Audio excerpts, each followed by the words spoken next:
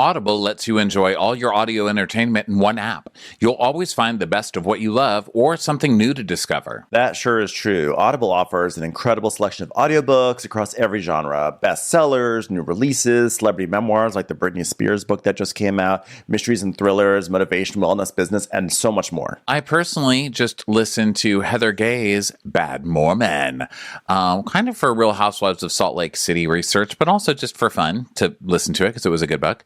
And it's great. I mean, it's her actually reading it. And it is so nice to run around and do my errands and be able to listen to a book. Because let's face it, I will crash my car if I try to read it physically. It's a great use of Audible. So try Audible free for 30 days. Visit audible.com/crappins or text crappins to 500-500. That's audible.com/crappins or text crappins to 500-500. This episode is brought to you in part by Purina. The holidays are here. It's such a fun and festive time and also a great opportunity to reflect on all the things we're thankful for. And if you're like most people, your pet is somewhere at the top of your list. Purina is dedicated to creating richer lives for pets and the people who love them. From helping older pets think like their younger selves to making cat ownership a possibility for more people than ever. Purina is helping pets live longer, healthier, happier lives. Your pet gives you so much the whole year round. So this holiday season, treat your pet with Purina Treats. Best-in-class nutrition, unsurpassed taste. From dogs to cats, Purina has you covered for all your treat needs. Your pet is Purina's passion. Head to amazon.com/Purina to learn more. And here's your prescription. I know just the pharmacy to get this filled. Who are you? A pharmacy benefit manager. A middleman your insurer uses to decide which medicines you can get, what you pay, and sometimes even which pharmacy you should go to. Why can't I go to a pharmacy in my neighborhood? Because I make more money when you go to a pharmacy I own. No one should stand between you and your medicine. Visit phrma.org/middleman to learn more. Paid for by Pharma. Watch what crappens. Who cares what happens when there's so much that crappens? Watch what crappens. Who cares what happens when there's so much that crappens? Well, hello and welcome to Watch What Crappens, the podcast for all that crap we love to talk about on Ye Olde Bravs. Guess who I am? Ronnie. Hi. And I'm with Ben. He's over there. Hi, Ben. How are you? Hi, Ronnie. What's going on? Nothing, muffin. Everybody, welcome. It is Southern Charm Day. We've also got holidays coming up, which is super. Yeah, Southern Hospitality Day. Holidays are coming up. Super exciting. We hope you guys are getting ready. You're going to have really good holidays. Our holiday week is going to be amazing. We've got a 4-part holiday recap of a Lifetime film. I don't even want to call it a movie. It's a Lifetime film. It is called Ladies of the 80s. Ding! Watch it. Come listen to us. We are with the reality gays, Matt and Poodle, for that one.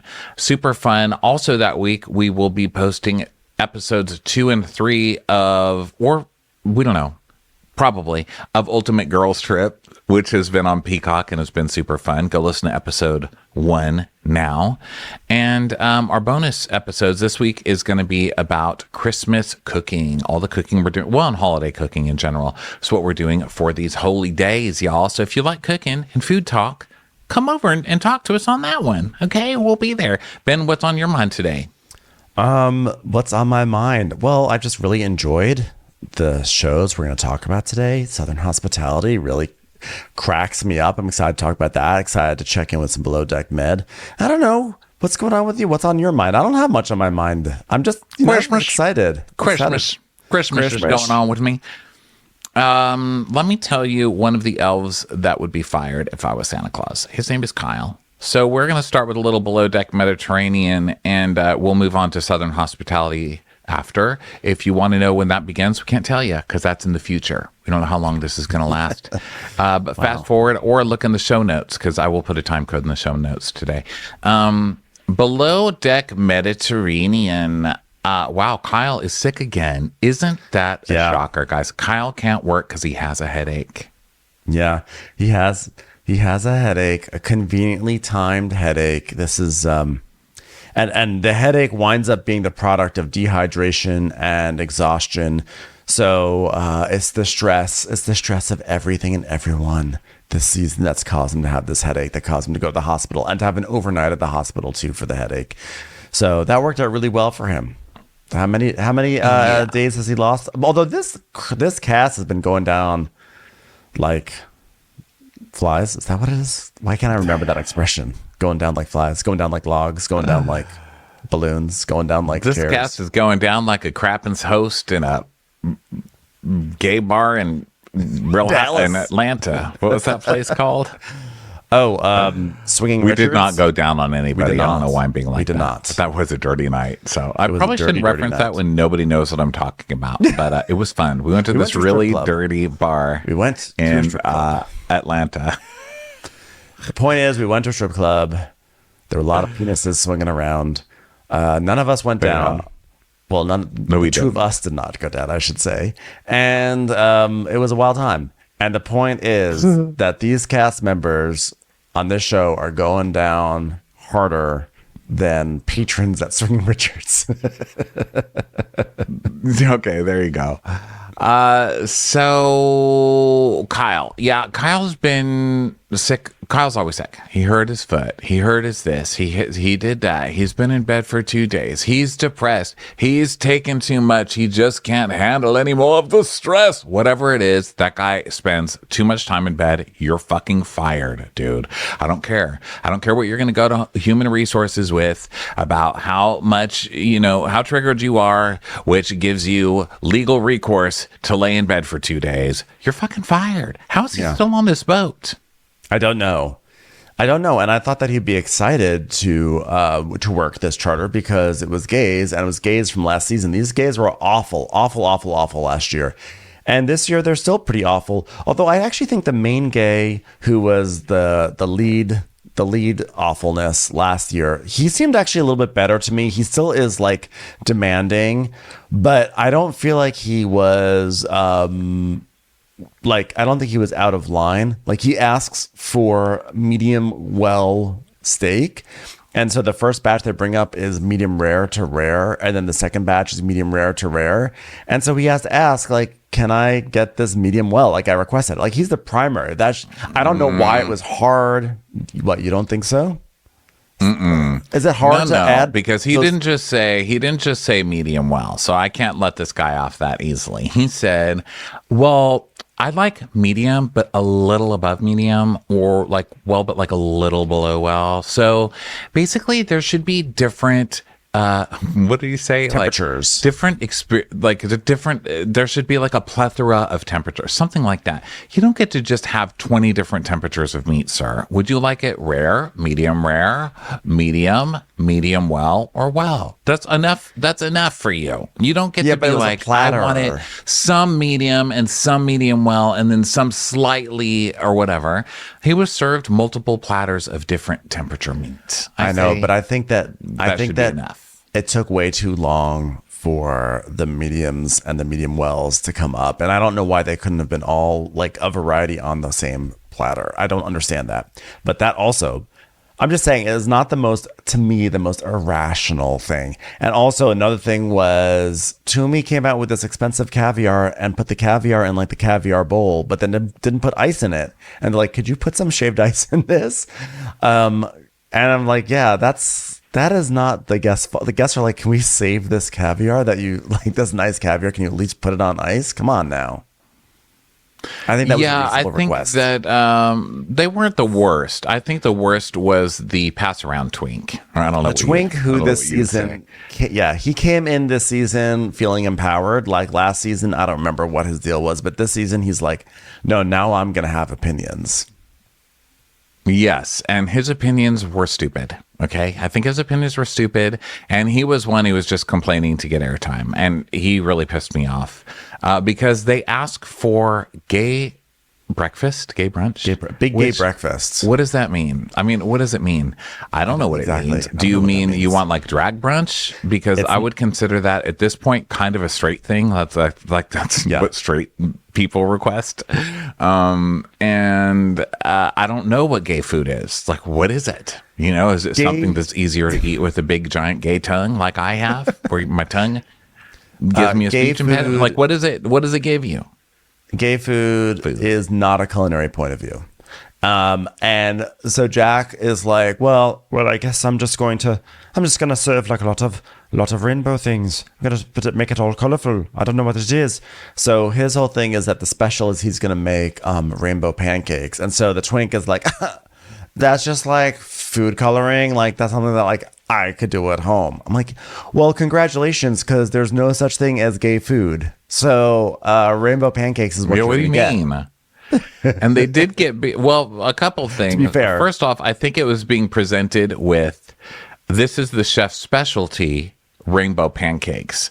So he was like, why is this a specialty as a fucking pancake? Which, not a terrible point, but you don't have to be so bitchy, you know? Yeah. It's just a pancake. Eat your damn rainbow pancake. They put more effort into these pancakes than normal pancakes. So just eat it. The other thing is they got like serving trays that look like dicks, and then they served sausages in the dick. So, I mean, I thought that was good. That was good. Wait, hey, what are you going to do? But you know what the other thing is? What are you going to do? But that being said, those rainbow pancakes were actually deeply sad. They were rainbow. Sad. And it's like, why didn't you can't make a rainbow like a whipped cream? You can't, but you should make like different color whipped cream or some sort of like, I feel like you throw stuff on top to make it look like a rainbow. Maybe make a rainbow of berries or some fruits or who knows what. I don't know. Yeah, that was. But the twink was being really bitchy unnecessarily about the rainbow pancakes. So they were annoying, but they could have been worse. And they had a guy who was super nice to balance it all out. Like one of the guys, they would bitch about everything. First of all, the main guy was like, you know, the food's good. And then the twink would complain. And then he'd go, well, the food sucked, but the dessert was good. It's like, no, you just said the food was good. You don't get to change your mind just based on the most recent twink opinion, sir. But then they had the other friend, the big tall guy, who was like super nice to balance everybody out. And I feel that's how I am when I'm leaving a restaurant with my parents or grandparents, RIP. I always leave like, there's an extra 20. Sorry. You know how you do that whenever you're with somebody who's like super pilly. They're like a big pill. Yeah. I'm like, oh, sorry about that. Here's some extra money. And they did have that guy, which was nice. And he was nice, but then he fell down the stairs at one point. So it's like, of course he has a pratfall. He gets humiliated. And then... and Kyle's like, oh... My ankle hurts because I've got the disease of empathy.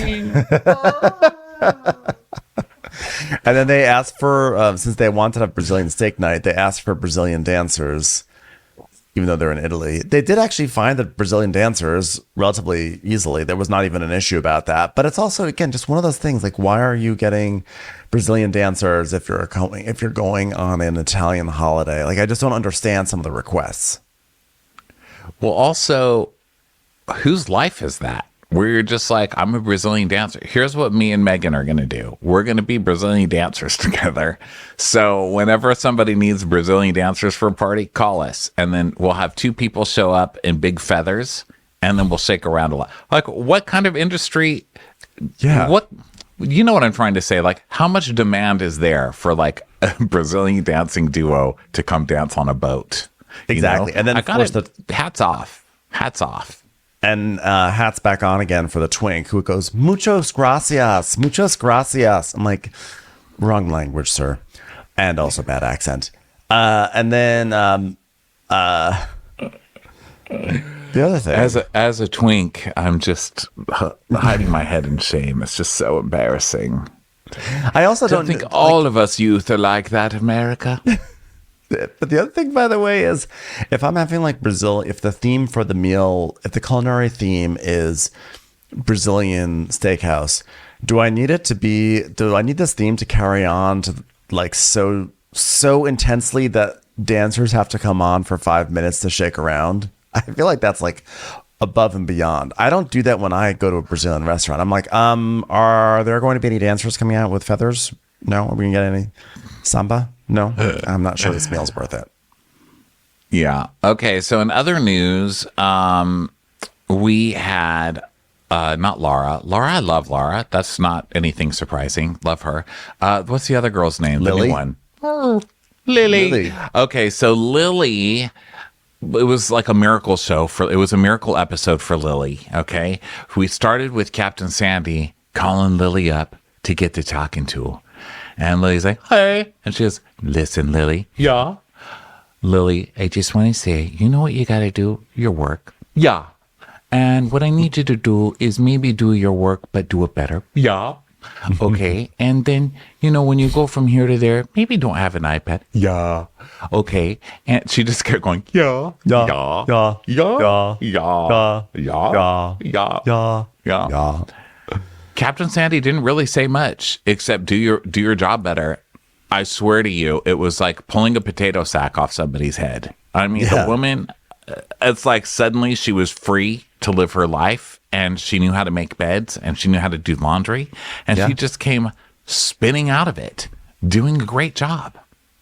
Yeah, she really improved. Maybe it's because Kyle wasn't there to, distract her or confuse her or whatever. But she did rise to the challenge. Lily did well.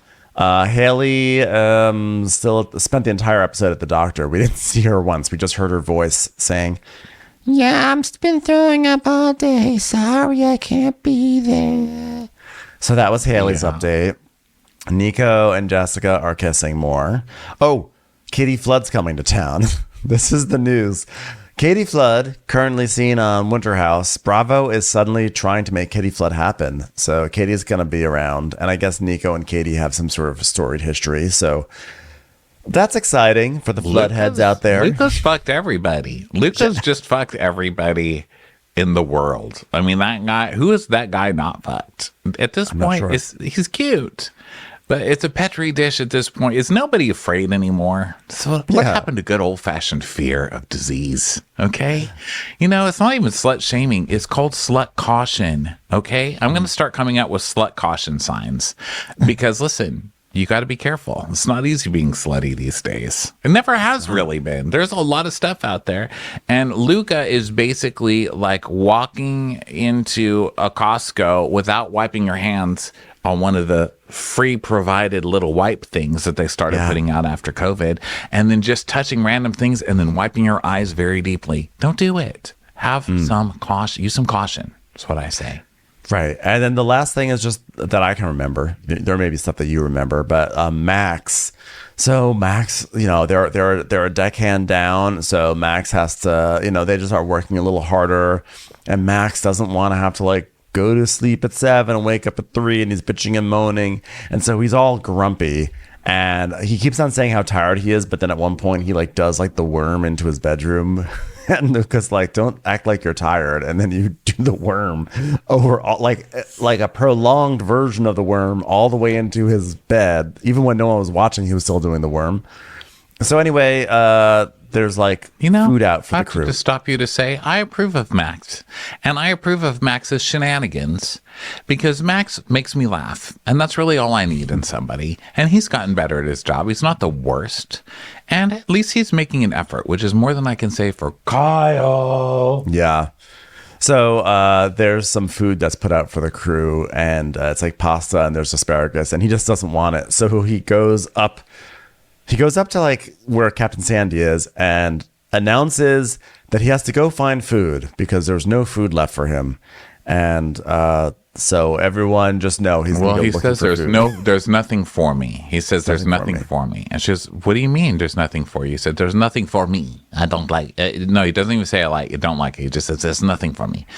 So then Laura comes up and she's like, this guy's bitching that there's no food there for him, but there's pasta right there. She says, oh, wait a minute. So there was pasta and he said there's no food? I don't like liars. Okay. Whoa. Whoa. Can we not? I mean, the guy, part of it's a language thing. I think he just meant like, there's nothing I like down there. There's no food for me there. I don't want that. Yeah. That's how I took it. And she's like, no, you lied to me by saying there's no food there. It's pasta. Oh, so it's food you don't like? Liar. You're a liar. I was like, wow, she's really coming far, especially when she knows what a liar fucking, what's her buns from that, what's that girl's name? Malia. You knew what a liar she was, and you're fucking trying to make her captains on other boats. So please don't go on this crusade against liars all of a sudden, especially not against someone who just didn't want to eat pasta. This is a show starring thin people. I can't believe more of them didn't revolt. I'm gonna eat that. I think he made it sound like there was the food was already eaten up. But actually there was like a lot of food. And when he said that he didn't even see the pasta, and then we see that he was actually poking around the pasta. So either way, Sandy's like, hey, don't lie to me, okay? When you lie to me, guess what? You lie to the boat. And when you lie to the boat, you're lying to Norma. And when you lie to Norma, that's actually pretty fun. Never mind. God, I love getting her with a good lie. Norma. Yeah. What did I her? And she goes, you need to apologize, Max. And he goes, no. He walks off, and she looks at Laura like, no, can you believe it? Maybe he was lying and he meant yes. Should I give him the benefit of the doubt? I hate liars unless the lie involves actually apologizing to me, in which case I guess I'm okay with that kind of lie. Those are good lies. Those are fun lies. Yeah. So it ends with Max saying no. He refuses to apologize like the child he is. Love you, Max. And then he goes up to the boat away from everybody else to the deck or the bow or whatever and just starts crying. He's like, oh, which I loved. So, Team Max, I don't care if he lied or not. Frankly, that's just the kind of mood I'm in today. He wins. Exactly. He wins in my book. I'm not sure if I'm Team Max or not. I don't love Max. But what I am is, I will say I'm Team Migraine, because even though I felt like Kyle was over embellishing, I appreciate anything that gets into Kyle's head and messes around with him a little bit. So that was basically Below Deck Med this week, and now we can pivot on over to Southern Hospitality, the second episode of the season. It's time for a commercial. It's time for a Crappens commercial. Step into a world of nonstop action on DraftKings Casino. Play the classics like blackjack, roulette, and slots. Plus, enjoy exclusive games you can't find anywhere else. All you have to do is sign up, select the offer, make your deposit, and start playing from a full suite of games. Download the DraftKings Casino app now and sign up with promo code CRAPPENS. New customers can get a deposit match up to $500 in casino credits when you deposit $5 or more. Only on DraftKings Casino with promo code CRAPPENS. Gambling problem? Call 1-800-GAMBLER or visit www.1800gambler.net. In Connecticut, help is available for problem gambling. Call 888-789-7777 or visit ccpg.org. Please play responsibly. 21 plus. Physically present in Connecticut, Michigan, New Jersey, Pennsylvania, West Virginia only. Void in Ontario. One per opted-in new customer. Min $5 deposit. Max match $500 in casino credits, which require one-time playthrough within 7 days. See terms at casino.draftkings.com/playerschoice for eligibility, terms, and responsible gaming resources. It's almost that magical time of year. Speaking of, what's your favorite Christmas story, Ben? Hands down, The Grinch. Same. It cracks me up that he hates all the merriment. Right, and he steals everyone's presents. But then it's like so heartwarming at the end when like the whole town is still singing and he realizes that there's more to Christmas than just gifts. Oh, I know. It hits me right in the feels. Best part is, Wondery has a new podcast starring The Grinch, and I think there's someone who wants to tell you more about it, Ronnie. Hi, it's me, the Grand Poobah of Bah Humbug, the OG Green Grump, the Grinch. From Wondery, 'Tis the Grinch Holiday Talk Show is a pathetic attempt by the people of Whoville to use my situation as a teachable moment. So join me, the Grinch. Listen as I launch a campaign against Christmas cheer, grilling celebrity guests like chestnuts on an open fire. Your family will love the show. As you know, I'm famously great with kids. Follow 'Tis the Grinch Holiday Talk Show on the Wondery app or wherever you get your podcasts.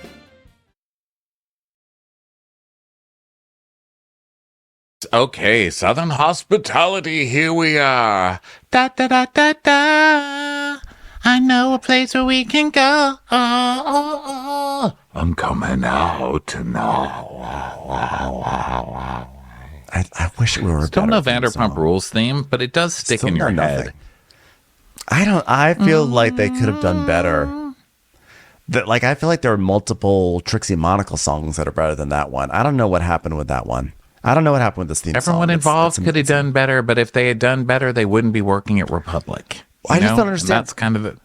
They have a professional DJ on their staff. How could they have not found a better theme song? Okay. They just had to, go to DJ VIP over there and get her to select something for us. But they just didn't use the natural resource that is Maddie. Maddie's standing right there with a lot of texts that she could just create text from her boyfriend's phone who didn't charge his phone. This show. I love this show. Okay, so previously, Leva instituted a rule about not drinking after a season of bragging how all of her guests party with the people who work for her. So yeah, that was interesting. Lucia got fired, and I'm coming out tonight. We begin. Yeah. So last week we kind of felt like there was not enough Grace Lily. It felt like she was on the sidelines. We didn't feel like we got that classic Grace Lily stuff. But this episode opens up with her going, "Hey, make that money go. Let's go, baby. Make that money." I was like, oh, she's back. Just that kind of person. I don't even know if she's doing it for the cameras. She's just walking on the sidewalk, talking to herself, getting ready to go to work and waving at people who aren't there. She's just like, yeah, morning, yeah, baby, woo, woo, Monday, baby, wavy, baby, wavy. Like, okay, just, ma'am, please cross the street. You know what I mean? Like the crosswalk is now blinking at you. Could you just get out of the middle of the sidewalk? We're trying to cross. I know. So she's walking into the place. She's like, "Hi, ladies. How y'all doing, ladies? It's Grace Lily back, waving gravy." And it's just like the club. The club is alive. It's full of joy. Like people are there. People have put on their best Tommy Bahama and they're out to drink. I put basics dancing. That's basically what we see. A lot of basic people dancing. Yes. Basic girls especially, who are constantly having birthday parties here. And I feel like they're the same girls that we see every week, or they're just from the same basic rack of other basics. But there they are again. And someone's having a birthday. And then we cut to Maddie in bed in full makeup, eating takeout, being quote unquote depressed.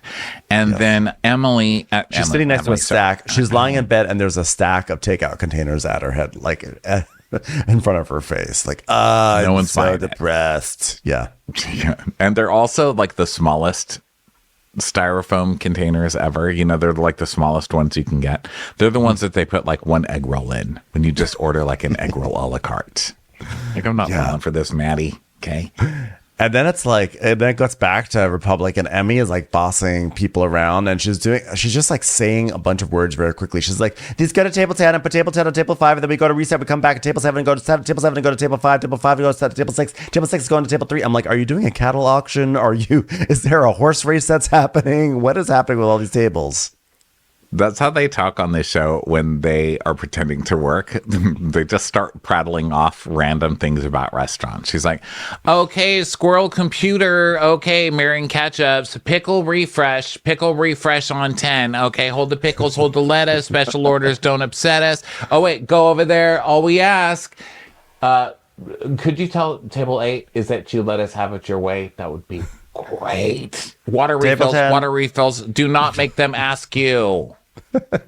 Table 10, table 4 to table 10 to table 7, Big Mac Matilda, quarter pounder with some cheese, filet of fish, hamburger, cheeseburger, Happy Meal, table 3, table 4 to table 5, table 6, we got a real runner. Happiness is in front of the lead. Number 3 is coming up in the third inside lane. Inside lane, it's coming up. It's gonna looks like it's gonna win. And here comes table number 7. It's like, okay, someone has to please just put like a cloth over Emmy's face to make her stop. And you know who we need to take the cloth off of? Leah, CEO. Where's Leah, CEO? Yeah, where's Leah? You guys don't get to just introduce a new lead character. a new main character and then just not show me the main character the next week. What the fuck kind of racket is this? I want my Leah CEO back. The ratings are through the roof because of Leah CEO. I know. Well, they got 37 people to watch this show last week, and I want my CEO back. Well, you know what? There may have been an emergency at the Golden Corral of Las Vegas, so she had to fly back, do some last-minute nipping in the bud. Also, I want to say that when Emmy is saying all these random things about tables, everyone's wearing pirate hats. They're all dressed like pirates for reasons that are never explained. It's a big pirate week. We have it on Real Housewives of I never will stop saying that. Real Housewives of Ultimate Girls Trip. We have it on Real Housewives of Salt Lake City. And here we are on Southern Charm. Also, didn't they make some pirate references on Southern Charm, or is that me? Maybe just they were in Jamaica. And the guy said, you can't touch anything underwater unless it's treasure. So maybe that's where I'm getting. Anyway, that one's more of a stretch, but still, it's a very pirate heavy week. It is. So it's more partying, and there's like bottles, and there's sparklers, and then TJ says, last call. And now it's the morning. So that was an exciting time at the restaurant. Republic is booming. And so then Bradley's working out and everything. And then TJ's rubbing his face, and he's just like staring at his Keurig like, fuck this. And then we go to Joe Bradley's apartment, and Joe Bradley's getting out of bed at 1 p.m. and he's washing his face, and he texts the guys. He's like, hey guys, my head's killing me. Got any Advil? I think I have a fever. Anyone want to bring me an Advil? Or a girlfriend? And he tells us, you know the phrase, work hard, play hard? Yeah. Never heard of it. Well, when you work at Republic, you're working hard and you're playing hard at the same time. So when I work hard, then I play hard after I work. I was like, are you self-correcting? Because you basically just insinuated that work is play, which means you're doing coke at work still. Are we still allowed to do coke at work, by the way? Because she just keeps saying drinking. So we're still allowed to do coke, right? Sorry. Am I the only person with questions at this meeting? Hold on. I'll answer that as soon as I work this out. Work hard, play and work hard, and then work and then hard, and then play. And you're playing, and you do a play while you're working, and you're working in a play, and it's hard. It's a hard play. I think I figured it out. Yeah. It's like play squared. So then TJ comes over, and he's like, oh my God, why is it so hot in here? He's like, I may need to put a maintenance request in because it's 75 degrees in here. Like, be hot, stay hot. You know what I mean? It's like hot squared in here. You know what? Please don't try and workshop your stupid sayings with me. Okay? Time's ticking. For a moment, I thought we were going to be living out an actual gay porn where you would say, I can't get the air conditioner to come on. I'm just going to have to take off my shirt. And things would go from there. But apparently, you just do have a broken air conditioner. So here's your fucking Advil. I'm going to go back to stare at my Keurig. Wait. You want to look at my refrigerator? Fine. So TJ opens up his fridge. It's like, I'm surprised you have stuff in here. Look at that. You have a piece of lettuce and some Tropicana. Wow. A full refrigerator. Thanks to my mom. So then Bradley comes over and they talk about like how Bradley's not hungover because he works out. And so they all hop in bed together and hang out, and then Bradley's like, so what's your hangover cure, Joey Marbles? And he's like, jerking off. Like, I'm a big hair of the guy, dog guy. So like if I'm like hungover from all the sperm that I took the night before, then wait a minute, you know what, I'm really not, I'm gonna stop. Yeah, you should just stop. Sperm squared. Just stop. Sperm squared. Just stop. Sperm squared. Masturbation squared. Yeah. And then they look at his curtain and it has all these like white stains on it. And they're like, TJ's like, what's going on with your curtain? And he's like, I don't know. And they're like, and then it goes a minute earlier. The producers go, a minute earlier. Hey, Joe, what's your favorite hangover cure? Probably jerking off. And then he laughs. He's like, that could have been a misfire, guys. I mean, I don't know. And TJ's like, yeah, maybe because these condoms aren't even open. He goes, yeah, I haven't really had sex at all recently. Which, yeah, we know, because when you can shoot that far, my goodness, I mean, not to be too gross, but that is so far. I mean, never in my life. Like, what kind of blood vessels do you have? You know, good for you. Lost stamina. So, Joe Marbles is like, yeah, I haven't had any sex at all recently. And TJ goes, same. And they're like, yeah, okay, we're not going to focus on your no sex. Yeah, I just haven't had, maybe I just need a girlfriend. Yeah, maybe I need a, quiet, it's my story. But I start liking a girl, but like every time I start to get a girlfriend, I end up being single. So, hot. Curtains it is. Hot. He's like, I mean, I just don't understand it. Like, what is it? It's like, Charleston. I mean, come on paper, it should be the easiest place to get a girlfriend. Because, like, what is it? Like an 8-to-2 ratio here? Yeah, except that nobody on these shows, no male ever seems to really keep a relationship. So I think that the ratio is probably why. You know, it's too many options. That's why you always leave Costco with like 5 boxes full of shit. There's too many options. Yeah. So Brad's like, this summer, we're just going to have fun. Yeah. Should we just be like single? And then they like all high five. And Brad's like, single summer, but we don't have to be fuckboys. And Joe's like, speaking of fuckboys, I looked at Oshin's Instagram. He has an OnlyFans. And TJ goes, yeah, I pay for it. So it's good. It's much more entertaining than staring at my Keurig, although I'd still do that. But yeah, he calls himself the milkman, which is funny because I was just about to call you that, Joe. But he pours milk on himself. That's kind of his thing. Joe's like, I know. I think this is when Joe fell in love with him. Joe, yes. The eternal spurter, is like suddenly in love. He's like, the milkman. He's like, yeah. And then we see clips of him, and it's not a euphemism. He literally pours milk all over himself while he jerks off or something. It's like his thing. I mean, listen, got to get a gimmick. It's not an easy life. Everyone has an OnlyFans. So like, what are you going to do? Mine would probably be like, suffocating myself with Home Goods plastic bags, you know, or like until the climax, or maybe like then I could switch it up and like suffocate myself with like TJ Maxx bags. Yeah, I don't know. That could be my brands.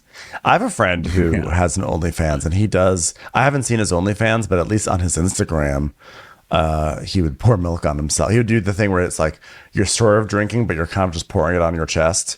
And I was like, huh. That's an interesting use for milk. Well, I guess people love it. People love it. There's there's a thing on the torso. Yeah, I don't know why, but they really enjoy that. Yeah, people really love random things. One of my mom's friends was telling me, "Oh my God, you know what I love? I watch this lady on YouTube and she cleans." That's like her thing. She watches it for hours and hours, and they never show the lady's face. They just show her cleaning. And she looks like maybe she would be a very beautiful woman, but they don't know because it really she doesn't tell you how to clean. She just cleans. Wow. It's like watching Below Deck. Now, does my mom's friend jerk off to that? I don't know. I don't know how we went to OnlyFans to that. Sorry, that was maybe a little much. Is the lady, does she work in Charleston by any chance? Perhaps in Oshin's apartment? She's like, oh God, another milk stain. And Joe Bradley's. Let me guess. She has a lot of videos of steaming curtains. So basically Oshin has a OnlyFans, and Joe's like, how much is the milk? Like, is that the platinum package? Like, what type does he like? Does he okay with like non-dairy creamer? Like, what should I get for him? And TJ is like, I don't think that's part of the package. And also, I don't know who's holding the camera, but it's clearly not one of his hands because they're both occupied. Much like I wish my hands were occupied with a coffee cup as soon as this Keurig would finish its job. He's like, oh my God, so your curtains look like Joe's? And he's like, shut the fuck up, man. So then Grace Lily is driving, just talking to herself. She's like, oh yeah, it's the vibe of me. Yeah, kiss, man. Yeah. It's like swerving off the road. Girl, Keep your hands on the. And then she starts giving herself the monologue. She's like, you are a goddess. You are a queen. You're powerful. Love you, girl. Love you, girl. I know. And she's saying this into her rearview mirror while she drives. And again, like you're seeing like explosions off the side of the road as people are crashing. And then her phone rings. I've never seen somebody hula hooping while they're driving before, but here she is. So now the phone rings and it's Maddie. So now she's talking with her phone while she's driving. She has it on speaker, but she basically has the phone up like, up to her cheek. And she's like, hello, queen. How are you doing? And Maddie's like, hi, how are you? She's, oh, everything's going good. I dropped Fergie off at the vet. She's getting spayed. I still want her to get some action, but I don't want her getting pregnant. Just like me. I got my IUD in so I can have a little sex and not get pregnant. You know what I'm saying? I'm like, wow, you just front load a conversation with a lot of information really quickly. Yeah, I got her space. She don't get pregnant like me. What? This lady's nuts. So they're talking about how Grace has a boyfriend now. And she's like, yeah, when I want something, I manifest it. Like, if you want something, just speak it into existence. And now I have a boyfriend. Yeah, got it. Liam and I met at Bourbon and Bubbles when the moon and the stars aligned, and we've been dating for 8 months, and he's just like everything you want and more. Yeah. I don't know what he does for a job. He doesn't really have much personality, doesn't really talk much, but he's alive, and I like that. Now, listen, I don't want to overly criticize your manifestation. I think manifestation can be a great tool. Might I suggest you're doing it wrong? You are a bottle girl at Republic and you live with your mom. So concentrate, manifest harder. You know what I mean? Manifest a hands-free device for your phone while you're driving. How about that? So Grace's like, how's Trevor? And Maddie's like, I can't do the drama with him. I'm staying in Daniel Island right now. I'm like, I can't. I don't know what. Have 5 egg roll boxes in front of me. Insane. This is nuts. This is absolutely nuts. They say that Daniel Island has the most egg roll boxes to human ratio in the entire nation. It is nuts over here on this island. So she tells her that Brad told her that Trevor was texting some girl, making out with some girl, and they were texting, making out. There's not enough egg rolls in the world to help me get over this. And Grace's like, is he telling the truth though? Is Bradley telling the truth? She goes, I don't know. She goes, you know what? He's out to get you. He really does. What? You're saying 2 different things at one time. He's out to get you. He really does. The fuck? Oh, I was having 2 pep talks at the same time. I'm on the phone with my mom. So then now Maddie's at her friend's house, and we see her at her friend's house, I should say, and she's looking for stuff in the bathroom cabinets. So she also gives herself a pep talk. She's like, okay, you got this, Maddie. You can do it. You can brush your teeth. And then she tells us that the last couple of days have been really hard. And we see a flashback to her and Trevor fighting with the cameras outside the house. And they're fighting inside a house about him maybe making out with a potential robot lady the other night at Republic. So then Grace is telling us, I feel like Trevor really cares for Maddie. Did I just fart? Oh my God. I'm so sorry, y'all. I just farted. Oh my God. I'm so embarrassed. But honestly, get the full story from him, okay? Because listen, I've spent a lot of time with Maddie and Trevor. We all went to Talum together. Oh my God. Do you guys do anything else? Where is Talum in relationship to this place? Is it like a block away? You're always in Talum. Everything happens in Talum. So now Maddie shows up at the house, and she's in a Mercedes. I'm sorry, not Maddie. Grace shows up at the house, Great. And she's in a Mercedes. But this is the show. She shows up in a Mercedes, and she goes, door's broken, and she has to like she has to roll down her window and open her door from the outside to get out of her Mercedes. And like this is there's the that manifesting metaphor. again, hard at work. The visual the visual metaphor here is like showing up in a Mercedes that is so janky that you have to reach your hand up to the outside to get out of it. She's actually trapped in it. Commercials. Here comes one right now.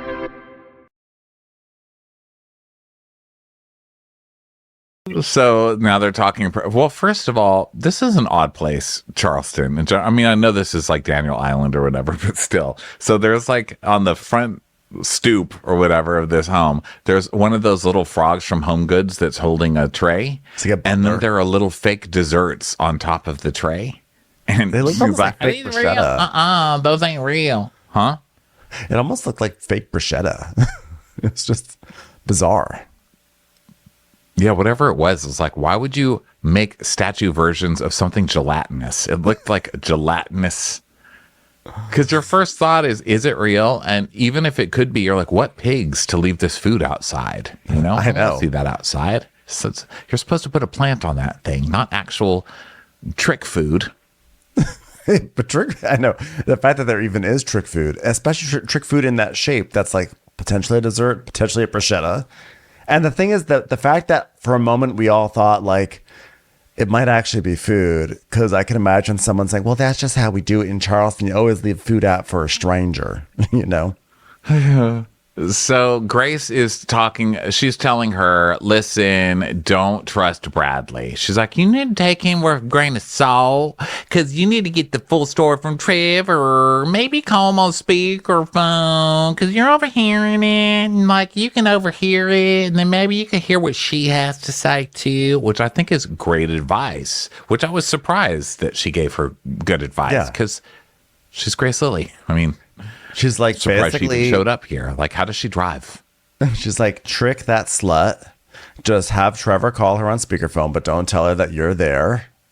A la, you know, Luann calling Bethany when Jill Zarin was present, or whenever that situation was back in the old days. Do one of those things, then you'll find out what really happened. And Maddie's like, I don't know. I'm not sure I'm ready to see Trevor. I mean, I've obviously dealt with this before with him, and you know, like I pictured my dreams coming true with him. I mean, who else hasn't dreamt of a pedicab driver just literally whisking them away into the sunset? I thought I had it all. Like, I don't even know, like, if he's my person now. What if he's not my person? What if my person drives? What if my person drives a car? That changes everything.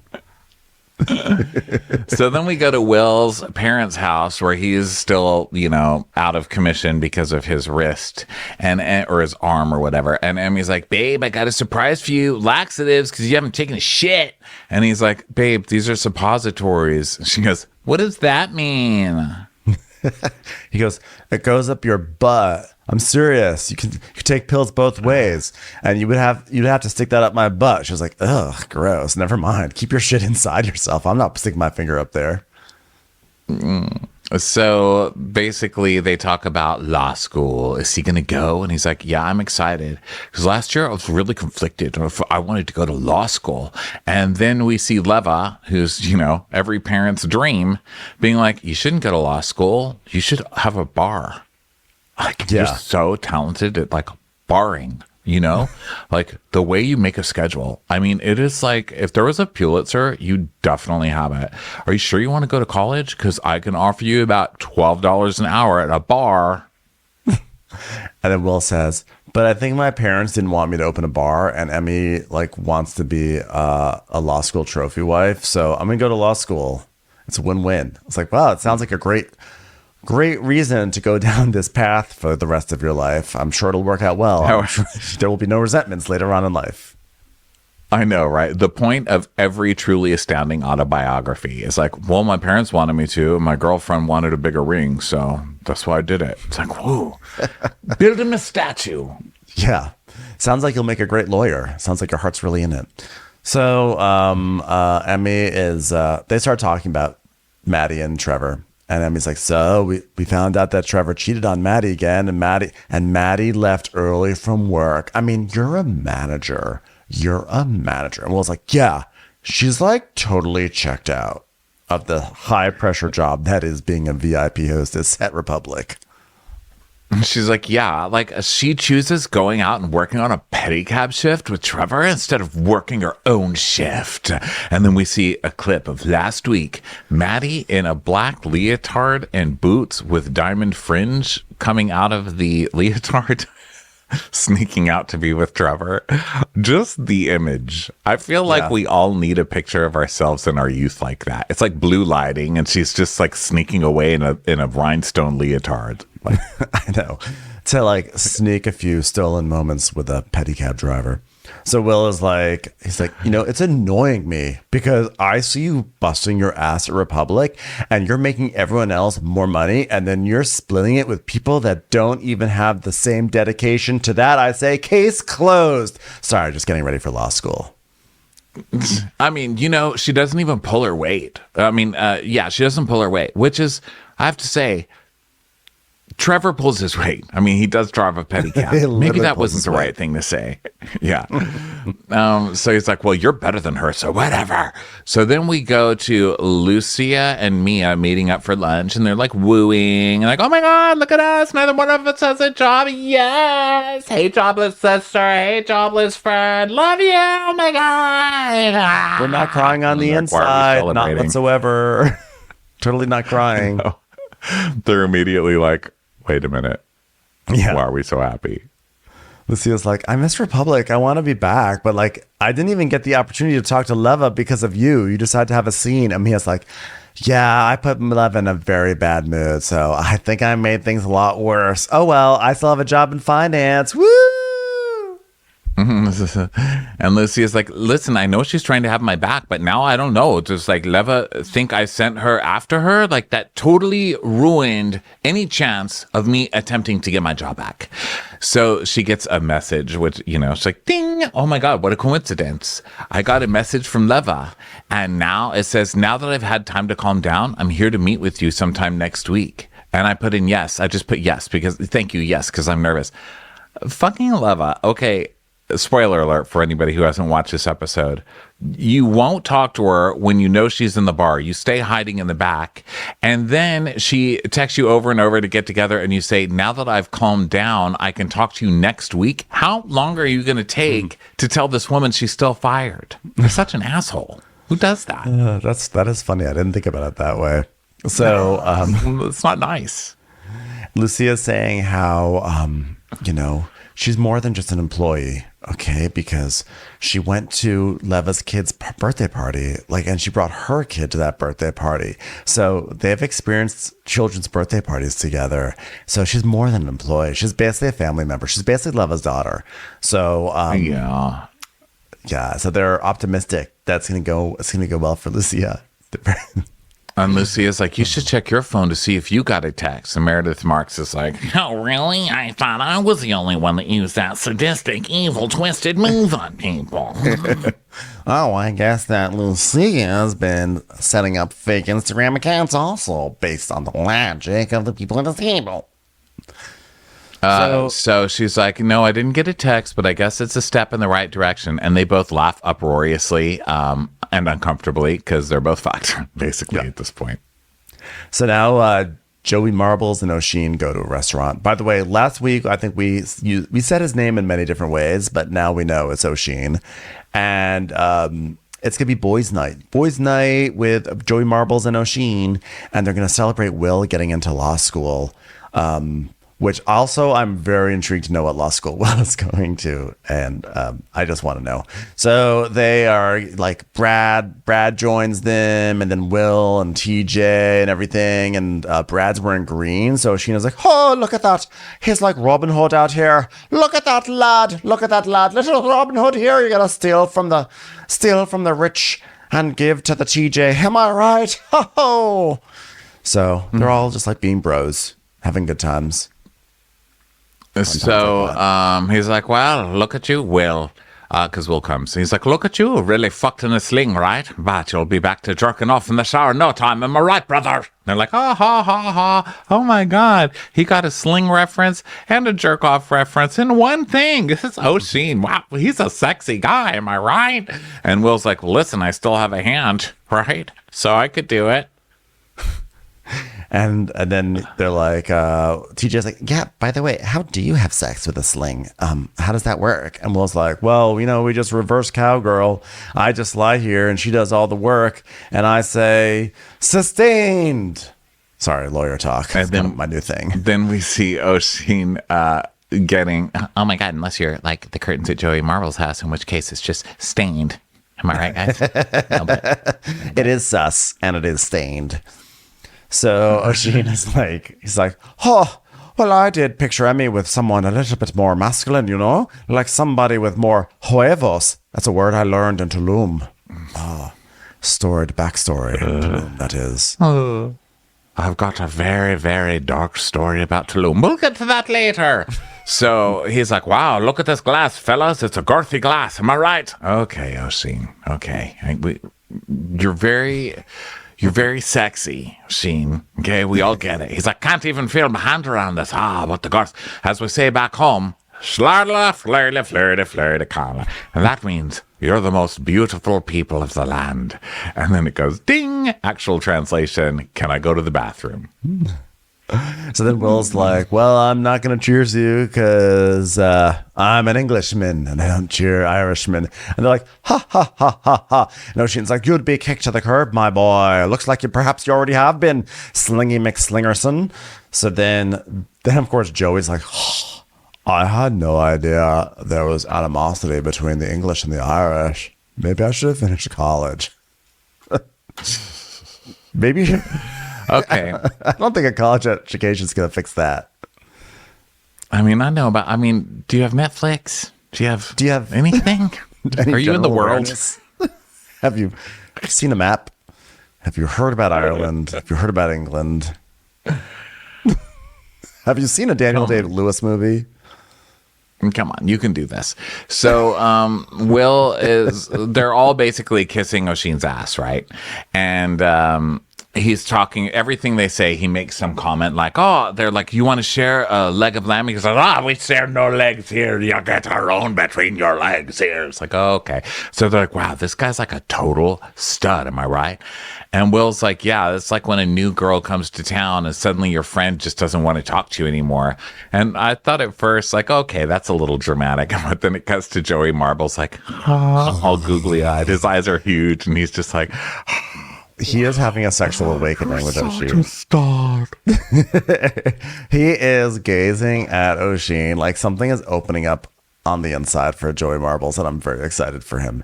So then Will's asking Oshin where he lives, and he's like, oh, I moved out here a couple of weeks ago. I was in Mexico, dark backstory. A little bit before that, but I got out of a serious relationship about 3.5 years ago, and I ran off at the beginning of COVID to Mexico, and I guess I ran off from everything. I lost my job. I was playing professional rugby. I was actually lactose intolerant at that time, and that all stopped. What is it about Tulum that caused half the people of this cast to go running to it during the pandemic? Why Tulum of all places? I guess it's close to where they are. I mean, talk about needing to finish college. Okay, I never even started it, but I'm guessing, is it just like an easy plane ride? I mean, is it like our Cabo? I don't know. Cabo's like really close. Hold on, let me look. Charleston to Tulum. Let's see. It's 10 hours, so it's not close at all, actually. So it's so funny that on this show, it feels like so many of them have a backstory about having traveled to Tulum during the pandemic, and they bonded and they met people and they got into relationships. Like everything happened in Tulum. Yeah. Well, now I'm obsessed with deals. So let me see. So I changed the date. So let's see. Let's look on Cheapo Air. No, let's look at bestticketfare.com. Okay? It does, by the way, okay. I want to say, I, of course, have my Google Maps up, and I'm looking at like the relative difference between LA and Cabo San Lucas and the relative difference between Charleston and Tulum is not massively different visually, I should say. Yeah, it's about 5 hours. It's like a 5-hour flight. If you that's longer. LA to Cabo San Lucas is what, like 2.5 hours? 3? Yeah. I don't know why I got us on this. Okay. So for whatever reason, they're always in Tulum. They love Tulum. Always. Okay. Everything happens in Tulum on this show. So he goes to Tulum because he was in a really dark place, you guys. And then he went into the middle of Tulum where nobody was and started sex parties. It was a really, really dark rugby-less time in this man's life. Yeah. And so Joe's like, okay, you're amazing, but we're really not here to congratulate you, even though congratulations. Fucking love you. You're fucking amazing. I can have your number, right? Okay. Yeah. But we're here to celebrate Will, though. You're amazing. Hey, I want to see how you, I don't know. Will, I'm going to look at you for a minute during this cheers. I want to watch you celebrate Will. Do it. Do it. Hey, Ocean. Do it. Would you be open to donating some of your hair for me to put onto my drapers? Just wondering. So Ocean's like, congrats, lad, on getting into non-rugby law school. And TJ goes, I'm going to miss you. It's like a whole new environment.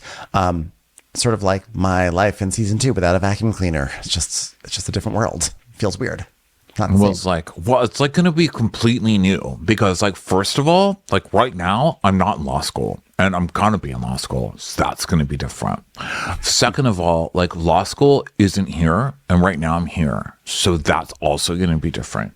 And then, like, right now I'm with you guys, but then in law school, I'm not going to be with you guys. So that's going to be different too.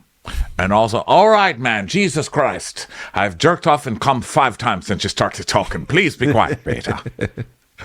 Yeah. Joe, Brad, and TJ and I work together in a non-law environment. And we also play hard together. I think, have you ever heard that expression, work hard, play hard? Yeah. So apparently there's like a new version of it that's like called work hard, then play hard, then play, then work hard, play hard. And then you say play squared at the end. Yeah. So that's what I'm dealing with. And it's weird because I'm not sure I'm going to be able to be as close to these guys anymore. It's like, I'm worried that I'm going to lose my friends who just sit around and drink all day and scrape by being VIP servers. And I'm going to have a new set of friends who are all lawyers and successful and smart. And I'm not comfortable with that. Yeah. This is going to be interesting. So they decide to play Fuck, Marry, Kill. And then TJ's like, I think we should add one and play Fuck, Marry, Kill, Oral. Oral too, right? And Ocean's like, I'll take oral from anyone, bro. That doesn't matter when the lights are down. He's like, yes, I win. I'm sorry. We don't keep scoring this game. When Ocean says, I'll take oral from pretty much everyone, it cuts immediately to Joe going, oh, and then he goes, just turn the lights off, motherfucker. And it cuts back to him again going, oh. I was like, Joe's going to have quite a season. It's like the Homer Simpson donuts. I know. So now people are clocking in, and Joe and Emmy are standing in our favorite set piece of Vanderpump Rules, which they've finally learned about, because I don't think I remember any scenes in front of this amazing set piece, the ice machine. Guys, give it up for the set designers. Have we seen a lot of ice machine scenes? Because this is going to make the show. Yeah, it's a huge thing. So Joey, he's like, it's a little weird that like a week ago, like Maddie pulled up to Trevor's house with a shovel, and it's like none of that even happened because they're cutting to Maddie like moving glasses around on a table. Like, look at her moving on with life. She put some ketchups on a table and arranged a napkin. Wow, it's like she. Oh my God, I can't believe she would leave during her shift. Did we see anything bad because she left during nothing? We have seen nothing bad happen. You guys are really trying hard though. And then he's like, oh my God, I can't even think about it right now. I will not even think about it. She's like a suppository. Did I use that correctly in a sentence? She's like table 7 trying to go after table 10, but when the drinks have to go to table 8, okay? Thoughtless. So now a lot of drinks going around, and Bradley's talking to guests, and Emmy's pouring champagne, and Maddie is talking to a guy saying, "Hey, happy Sunday." And Maddie's telling us, "Republic is the only place where I don't feel like I have to think about all the shit that's going on in my life. Like, you can sit in bed and cry about it all day, or you can go out and get busy. And I'm going to go out and get busy right now." I'm like, wow, you're an American hero. So she's standing in front of the club with, or whatever you call it, or the hallway of a restaurant with Grace Lilly, and she's like, "Finally, I can get away with talking about my personal life." She goes, "So what's going on with Trevor? Did you guys talk about it? Did you manifest anything? Because right now I'm manifesting Trevor. Bling, bling. I win. Hi. Oh, it's not Trevor, but it is someone else driving on a bike. So." Yeah, it was, you know what? It just turned out it was a spare wheel that went rolling down the sidewalk. So Madison's like, "Well, listen, I don't feel like I need to figure out anything right now," which is good because I don't think she has ever figured anything out so far in the 1.5 seasons we've seen. So then the manager, some random manager comes out and is like, "Hey, get back to work." Who I don't even know who that person was. She's like, "Sorry." So now I know who it wasn't.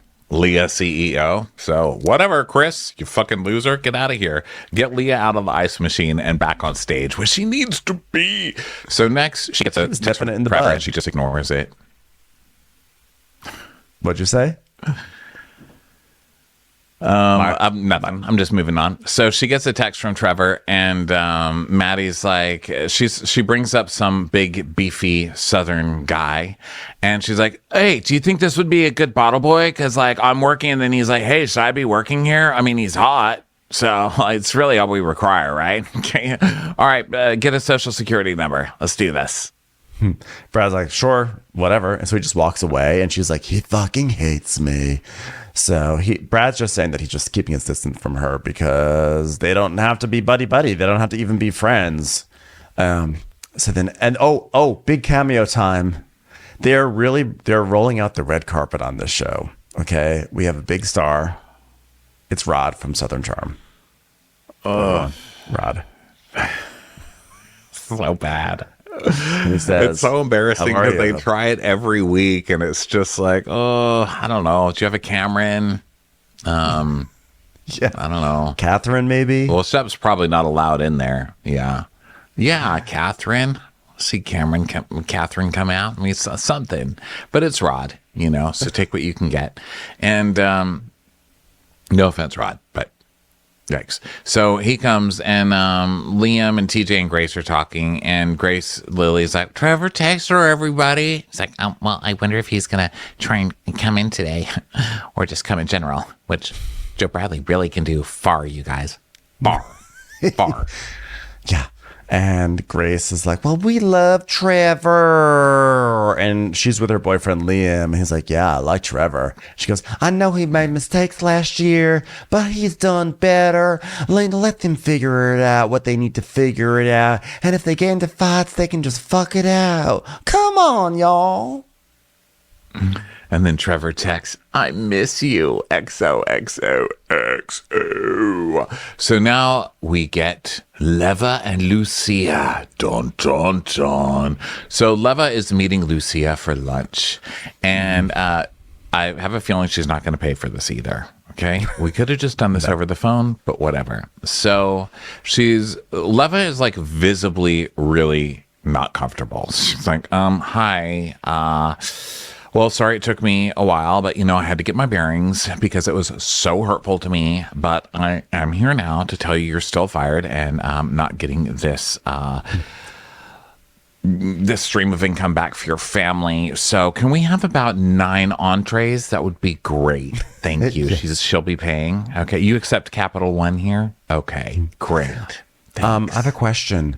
Now, do you have anything? I know you have some lovely salads here, but I was looking for something from the grill. Do you have anything that can be like fired up back there? I love just something just a little fired back there. Okay, thanks so much. Just wanted to make sure.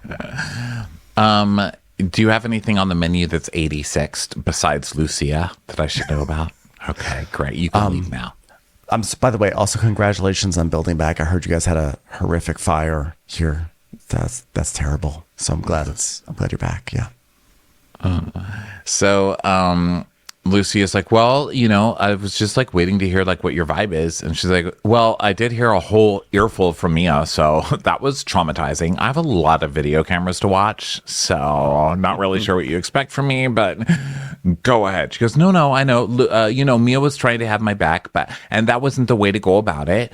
But, I just like to ask for some grace because like it's been 7 years, and I haven't ever even been written up, and I don't want it to seem like I'm like, like getting drunk at work. I mean, it was a swig, but it was not like I was wasted or something like that. Yeah, but you know what though? The difference is that when you break a rule, that creates like a safety issue, and those are such hard lines. Like we have not installed airbags in this bar, and so we just have to be really careful. And it's just not acceptable to have any alcohol, period, in an environment where we serve alcohol. And if I keep you, I don't keep other people that I fired 4 months ago, then there's like certain things that are just like, I can't do that. And there's just like certain things that are like black and white, and there's just nothing I can do. Unfortunately, I have absolutely no power in this situation. All I do is run this organization and decide who gets hired and who gets fired. I have no power. There's nothing I can do. She looks scared and she looks nervous. Leva does to me. I'm like, do you really even work here? Because the rumor is that she doesn't. She just puts on a costume or puts on whatever and comes to work for the cameras. But she doesn't seem like she's done this a lot. She's like, and there are rules, and that's it. That door is closed. And so Lucia starts crying, and she's like, I mean, look, the decision is made. It's not like something you can reopen, Lucia. I mean, like, I don't know what you want me to do. She's like, well, you don't know what I want you to do. Leva, I'm just trying to get my job back, babe. Yeah. And she's like, yeah, I don't know. I mean, Leva goes, I mean, what do you want me to do right now? Rehire her? Don't ask a rhetorical question that you can literally answer. And she's like, I mean, how many texts do I say? Like, guys, mind your P's and Q's. I mean, you don't understand. Leah has booby-trapped my house. If we do not mind our P's and Q's, my house will literally explode. We are very stressed out in our household. I love that. She's like, I would let you back, but I'm terrified of Leah. So there's a bomb under my car, and if I go less than 50 miles per hour and you don't mind your P's and Q's, I'm gonna explode. Yeah. So she's like, I'm just shocked. So she's crying, and she's like, I'm shocked. I mean, 7 years of loyalty, hustling and grinding until 3 a.m, all just thrown away like that. I mean, to be fair, no, you did make the money from hustling and grinding till 3 a.m, because that's what a job is. And beyond that, it is like restaurant work. Unfortunately, it just sucks. You don't have any stake in these places, which is why it sucks when you give your youth to them. I'm sorry, projecting, darling. But what do you think of this? Because I didn't like when Leva said in her Instagram post, like, I'm sorry, guys, but I was trying to give an Afro-Latina, a platform. So sorry. I just thought that was gross. I thought her whole Instagram her post was gross. But I mean, if she did tell them a zillion times and it had been months since this rule was, and she got caught on the job, I mean, yeah, you're fired. But my question is, how was nobody else caught? Because everybody else is drinking too. So I'm curious. I mean, I think if it was like, personally, I think I would have just pulled Lucia aside and been like, sort of like quietly said, honestly, you would be fired. Like, we have zero power. I'm giving you some grace right now. This is a warning, and don't tell anyone this, because otherwise, because everyone else, I would fire. But you, because I like you. I've known you for 7 years. You've been to my house. You've been around my children. You would be fired. I'm giving you this one chance. Like, that's, I think, what I would do. But like this very intense, like, one strike and you're out. That is intense. But that being said, the rule is the rule. So, Well, I was kind of thinking at first, like, this is a new rule. The whole season, last season, everybody drank. Like, this isn't a big deal. But the fact that she found her or that whoever found her in the freezer meant that she was hiding to drink. It changes it a little for me because I'm like, okay, well, if you were hiding in the walk-in, then you knew that so I don't know. I don't think I realized the freezer part. Yeah, I think she said, didn't they say that in the scene? Like she was in the freezer or something. Oh, well, let me go look back at does it really matter? I think I just said that, but maybe maybe I was making it up. Who knows? I like to know the full vision of it. Go on. Oh, maybe she didn't say the freezer. She says, I was not drunk at all. There was a little swig, but I would like to clear that up. So maybe that is in my head. Who knows? You know what? My memory, I'm not a reliable witness. We all know. Well, there was just a story in the news about someone who died in a walk-in freezer. So maybe that's what you... Really? Yeah. I mean, it happened a few years ago. And so the family just won a $10 million settlement like a day ago. So maybe somehow that creeped into your consciousness.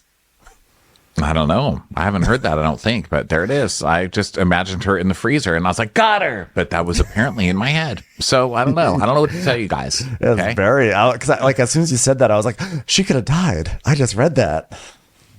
Well, no, walk-ins have a lever which you can supposedly open from the outside. I mean, maybe somebody locked it. I don't know. I don't well, this person this person was not in I think a sober state, and they were at a hotel, and they meandered down into the kitchen like late at night, and they were drunk, and they got into the freezer, and they just died in there. I don't know what the story was, but I don't know how it happened, but it's a real dark story. Yeah. So let's see. So Leva's like, I mean, it breaks my heart to see you up. So she's like, it breaks my heart to see you upset, but like, I have to put the business first. I hope something better lands in your lap. She's like, me too.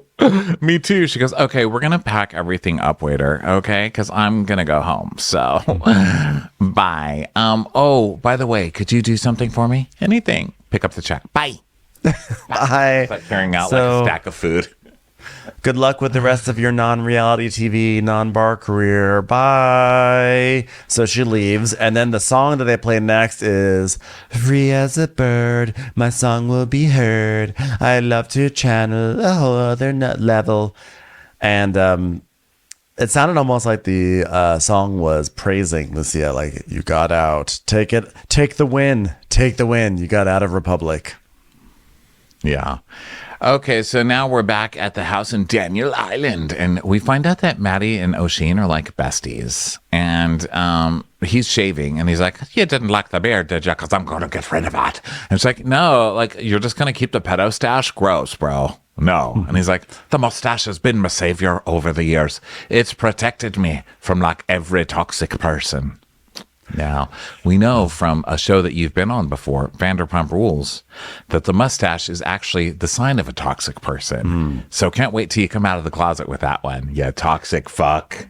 You're also living under the same roof as Maddie. So Maddie's like, do I need to grow a mustache? Ha, ha, ha, ha, ha. You know what? Living with y'all, it's been so nice. It's like we're in college again, playing Jenga with takeout boxes. The best.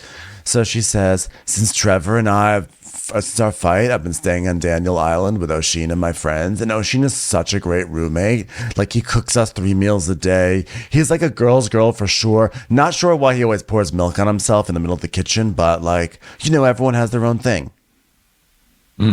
We keep finding pubic hair in the milk, but you know what? Otherwise, he's a really, really good guy.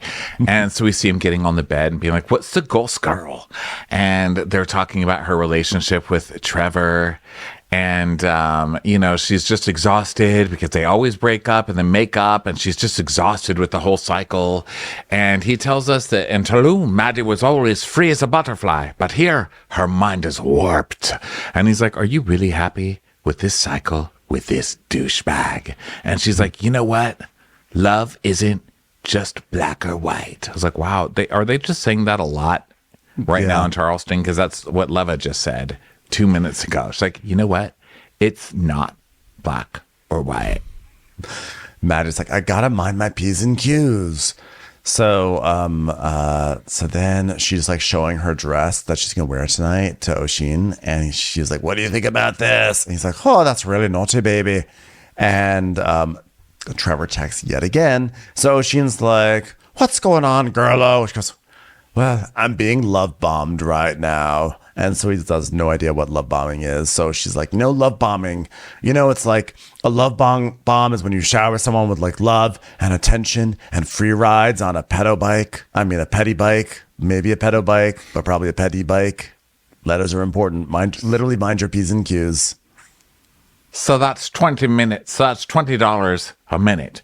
What are you talking about? An orgy. That's what we call it. Love bombing. Give it over to me, girl. I'm saving up for Christmas. She's like, no, it's a term. So she's like, yeah, it's been about a week since I confronted Trevor with a shovel, but he's been blowing up my phone. We're going to take care of this. So she's like, I really need to figure this out. So then we go to Republic, and they're doing a lot of like, oh my God, guys, we need to sell some tables. You know what you guys should do tonight? Sell some bottles. Yeah, they're doing their whole thing like Republica is the most important club in the world and we need to sell some bottles. So then Joey like goes up to Oshin and he's like, hey, how's it going? Are you feeling what I'm feeling right now? Do you feel like this?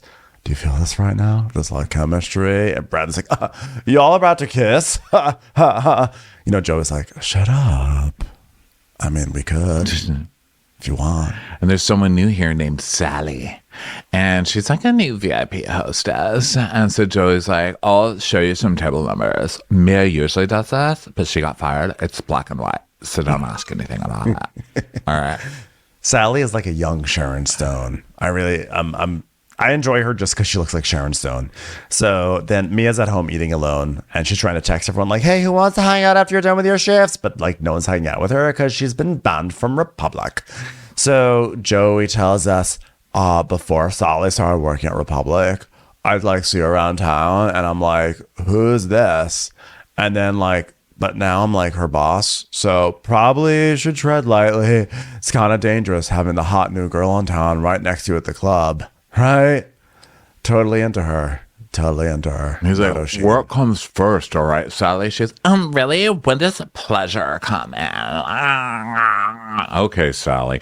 So then Oshin is out there laughing, and guys, the Paps are here because it's another huge star coming.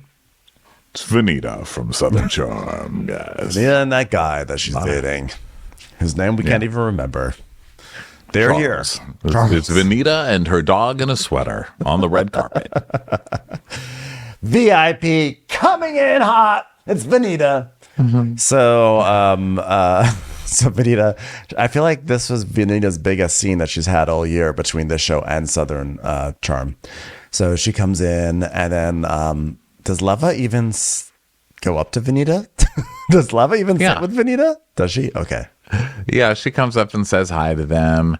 And then they bring out a Queen of King Street sign for Leva. And they're like, oh my God, Leva, happy. I mean, it's her anniversary. I don't even know what it is. But they're like, oh my God, you guys, Leva's at her own restaurant on TV. This is crazy. Make the sign. They really get a lot of use out of that sign. I love that sign. I have to say, wow. They really do. It's a big deal for them. Last week was Superstar. This week was that, what you just said. So they're really going nuts. So Leva goes up to Emmy and she's like, so how's it going? And Emmy's like, oh my God, it was a great night. I sold like Veuve to like one table and Dom to another table. And then like a vintage Chandon to like yet another table. And then I actually took all those people from that table and sold them to another table. Yeah, it's like a weird kink that they all have, but I sold a table to a table. And oh my God, it's like honestly the best night we've ever had here at this club. You know what? One thing I love that you didn't say right now while you were talking about hustling, you didn't say that you would love an education. I'm so proud of you. I'm so proud of you. Quick quiz. Ireland and England, what's their relationship like? I think they're like friends. Oh, thank God. Yes, you'll be here forever. They're both English. Perfect. Put it on the side. Colonies of Russia. Great. You're stuck. So the next day, Maddie is going to a place called Share House, which I just think is the funniest name of a restaurant when you're accusing your boyfriend of making out with randos. Like, I don't know. Is there nowhere called like dependable monogamy that you can get some, dolmas from? Come on. Yeah. You get some dolmas. So then Maddie, she shows up with her Audi. So I'm getting hungry. It's late in our day. So Maddie shows up in an Audi, which I think is also kind of funny. Like, I just think it's funny that they're driving luxury cars, but they're basically just like fancy like waiters and waitresses. And so she goes up to Trevor and he's like, "Can I get a hug?" And she's like, "No." He goes, "Well, I got you flowers. Here's some flowers. How are you doing?" Oh my God, you got some Harris Teeter flowers? Oh my God, let's get married. So she's just giving him a dirty look and he goes, "So," and he's doing this thing where he's just smiling from ear to ear like a little boy. He's like, "So, how are you?" She's like, "How am I? I'm horrible, Trevor. How do you think I am? I'm horrible." I get that. Let's talk about it. I thought you were my person. Okay? I am your person, though. But I am. Fuck off. My person would never. I would never be in this predicament in the first place. I'm literally shaking. I'm shaking more than a passenger on your little pedicab. Okay, if you cheated on me or not, that will come out. This is a small town with very bumpy streets, as you know, and we find out everything. But I told you about it the next day. And she's like, the next day, Trevor pulled out the text messages and showed me that he got drunk and inappropriate. And I believed him. And the bomb that dropped that I didn't know about was that there was a kiss. And that's crossing a line that I would never be okay with. He's like, okay, then let's talk about it, okay? I mean, you know that Brad's doing this because you did something about his relationship. This is retaliation, okay? I'm the one who came to you and told you the whole truth. Now, was the truth that I was flirting with some other girl, gave her my number, and have been texting her ever since? Sure. But at least I told you about it. No. Confession. Listen, this isn't prison. This isn't like a court case. Confession isn't going to get you like maybe 2 less years off of your sentence, okay? You still did the crime, sir. All right, well, then you know what? Why don't you call her right now and ask her why you guys made out? And he's like, hey, well, we're going to need a phone charger because my phone just suddenly died all of a sudden. This was so fucking funny. He's like, I am going to. Whoops, my phone is dead. She's like, are you just an idiot? And he goes, no, it's like actually dead. So she has to go up to the bar and ask them to charge the phone. And they have to like just sit there while they wait for the phone to charge because she doesn't know whether she can scream at him or not. I died. He's like, so do we just sit here silently until my phone turns on? You want to do a quickie in the back? No! That seems a little sketchy that your phone just magically died. He's like, it's getting charged. We're going to call. I'm happy to call. I can't wait. She goes, well, I just don't know who to trust. And I shouldn't even have to question my trust with you. And the fact that you have a past of breaking trust, I'm kind of at a loss for words. I'm going to ask you one more time. Did you do it? So then finally they get the phone, right? The phone is back. So he's like, okay, should I call? Should I do it? She's like, just do it, Trevor. And he goes, wait, do you want to look or something? And so she just grabs the phone from him and she reads the text. And it's this girl, Sammy, being like, what are you up to this weekend? And he writes back, hey, it's one of my buddy's birthday and we'll be celebrating this Saturday and Sunday. And she goes, oh my God, fuck off. Seriously, Trevor, you trash. You texted her back. You fucking liar. I'm done with you, Trevor. I'm fucking done with you. He texted her back. He did not blow her off. That's a lie. You've been caught. So then she goes outside and starts crying, and he goes after her, and she's like, you're a fucking liar, Trevor. He goes, how am I lying? Because you told me that she texted you, and you said that you blew her off, but you texted her back. And then she throws his phone down and breaks it. And he's like, oh my God. And you can tell she does this a lot because he's just like, oh God, now my phone's broken now. I mean, just look at it. And she's like, no, you texted her last. She blew you off. And he's like, no, but it said that I'm going to be celebrating Saturday and Sunday. Not that I'll meet up with her. That's me blowing her off. I said, I'm going to do something. I'm going to a celebration on Saturday and Sunday. And she's like, no, what you're saying is I'm going to be out celebrating and I'll come meet up with you. You're a liar. You literally just told me at the table that she texted you and you blew her off. You're a liar. Liar. She's like, you are disgusting. And you know what? You are addicted to your phone. And so I know that when you're sitting there answering her and you're not answering me, you are disgusting, Trevor. You are disgusting. What did I do? What did I do to deserve this? And he's like, nothing. Listen, I didn't do anything either. We're making steps in the right direction. Like we live together. I mean, I've been really happy. Especially after I made out with that girl the other day. That felt... Oh, sorry. I didn't mean to say that. I like when she's like, what did I do to deserve this? I'll tell you exactly what you did. You went back to this guy who has a pattern of cheating, this pedicab driver who treats you like shit, and you went back to him. That's what you did to deserve this. I'm not blaming the victim. I'm saying that's what she actually did, how she wound up in this situation. So then she's like, it makes me feel heartbroken because I've only dreamed of him being my person. I mean, look at him. He's the total package. He can pull a cab around with his feet. Sometimes he has sleeves on. He's got a face sort of like Theodore from Alvin and the Chipmunks. I wanted him to be my person so badly, but he's not. I didn't want to cry. But I'm crying now. At the end of the day, I care about the same thing that a mother cow cares about. Calves. He's such a good pedicab driver. I can't. And that brings us to the end of Southern Hospitality. What will happen? Will she give him another chance? Spoiler alert, she will marry him eventually. Yeah, she will. Or she'll just have like kids or something. Like she is addicted. This is addiction.